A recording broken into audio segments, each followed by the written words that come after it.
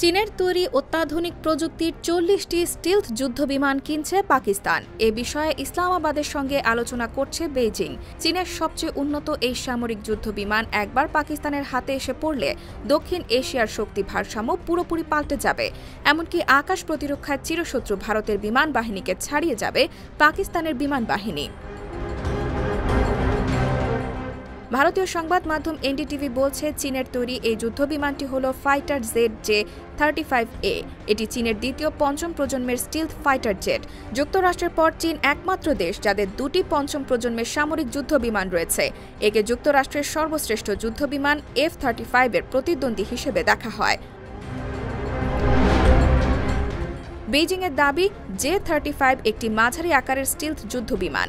এই বিমান একসাথে একাধিক ভূমিকা পালনে সক্ষম। যদি সবকিছু ঠিক থাকে তাহলে চীনের বাইরে পাকিস্তানি প্রথম ও একমাত্র দেশ হবে যাদের কাছে যুদ্ধবিমান J-35A এর একটি স্কোয়াড্রন থাকবে।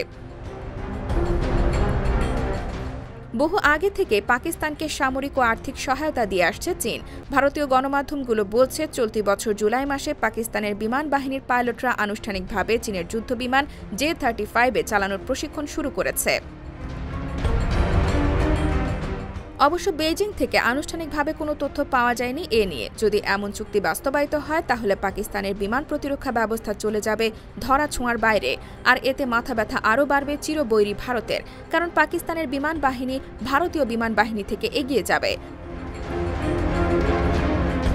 তবে প্রশ্ন আছে, চীনা যুদ্ধবিমান দিয়ে পাকিস্তানিরা কতটা দক্ষতার সঙ্গে উঠতে ও যুদ্ধ করতে পারে সেটি দেখতে হবে। এছাড়া যুদ্ধবিমানের কার্যক্ষমতা নির্ভর করবে বেইজিং কিভাবে অস্ত্র ও অন্যান্য সহায়তা ব্যবস্থা সরবরাহ করে তার উপর। আন্তর্জাতিক নিরাপত্তা বিশ্লেষকরা বলছেন, চীন এবং পাকিস্তানের এই সামরিক কেনাবেচার খবরে স্বাভাবিকভাবেই অস্থিরতা বাড়বে ভারতের। ফলে নতুন করে আঞ্চলিক উত্তেজনা বাড়তে পারে।